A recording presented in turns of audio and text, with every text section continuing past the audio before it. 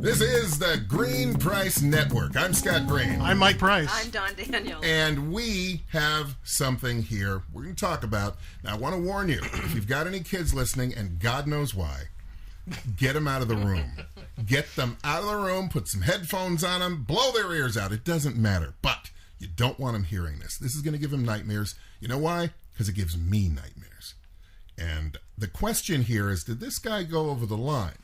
Which I think at first the answer just might be yes, but think about it. All right. Okay. Now, his name is Brian David Smith, and he's been charged with 2 counts of second-degree murder.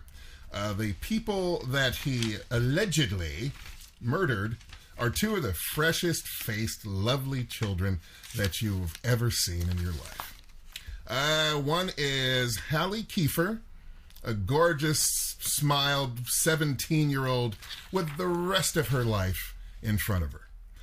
Her buddy was Nicholas Brady, again, in need of an orthodontist, but a still smiling child. They're both 17. Actually, I'm sorry, he was 18, she was 17 and a half, and they were friends. Buddies in mayhem, as it turned out. Apparently. Now, here, friends, is the story. Hearken. Hearken? Not really. You know what, Don? I'm in a groove here.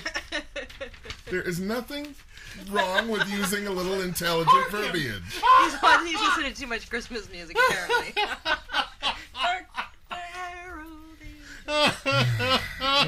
Okay. This is gritty. Whoa, man, I'm sweating now. Harken. You're not hearkening. Okay. Hearken, All right. damn it. Yes. Getting back into the groove, folks. Seriously. All right, I'll just wait till you stop laughing, because this won't work if you laugh. Okay, sorry. Now he shuts up. Get to the point. I'm Okay. trying. Okay. It's a We can fix slalom course with you two. Slalom! All right, fix this so in post, anyway, getting back to it. I don't even know where I'm going to cut with this. All right, getting back to it. So, In 3, 2.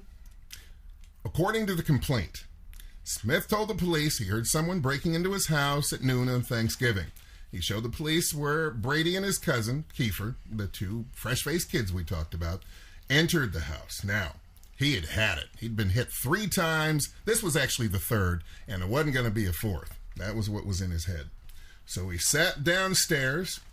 He waited till he saw the first person's feet as they came down the stairs, then legs, then hips.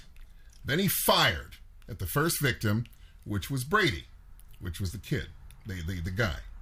All right? So he's armed himself with a rifle and a handgun, and he's just pissed, and he's waiting for these people to come down those stairs. All right, so now he fired at the first victim. The first victim tumbles down the stairs.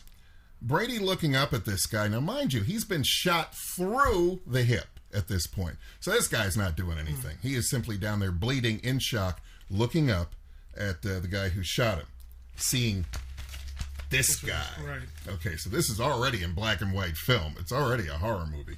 Now, while Brady looked up at him, completely helpless,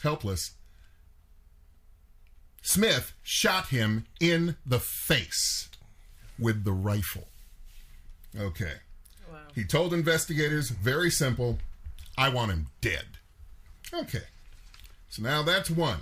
He put Brady's body on a tarp and dragged him further into the basement workshop and then calmly sat back down in his chair.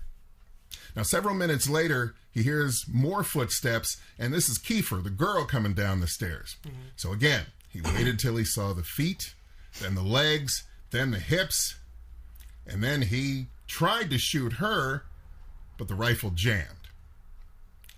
The girl laughed at him. Oh, my God. One thing you do not Really? do. Laugh at a guy. See, she only thought he had the rifle. She didn't know about Harry the handgun that was on the hip. And he could probably beat the crap out of her anyway. Well, We true. Laugh at him. At this point, this guy is in full-on rage. Right. He's not just angry. Right. He is incensed that these people have entered his castle. Something that, by the way, during the deposition for this, he mentioned over and over and over He again. beat her with the gun. This is my castle, and these people invaded. Okay, so now, he's got the one guy, he's shot him, he's dragged him out of the action zone, if you will. She comes down, he tries to shoot her, gun jams again. Okay. And he said, if you're going to try to shoot someone and they laugh at you, you go again. Yeah, but you don't shoot him in the face. You shoot him, fine, shoot him in the leg. You've got him. Tie him up, call the cops. You shot him because they came to your house. You don't kill him. So after the last ha-ha, he pulls out the .22 caliber 9-shot revolver that he was wearing and fired, quote-unquote, more shots than I needed to. So then he drags her into the workshop, putting her next to Brady, and he notices she's still breathing.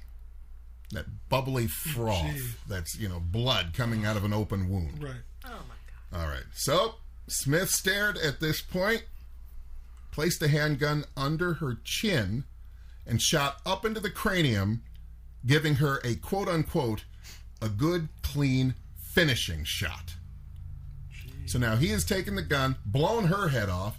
The other guy, he blew his head off. And they're both lying on a tarp in his workshop because they invaded his castle. That's all he said. They invaded my castle.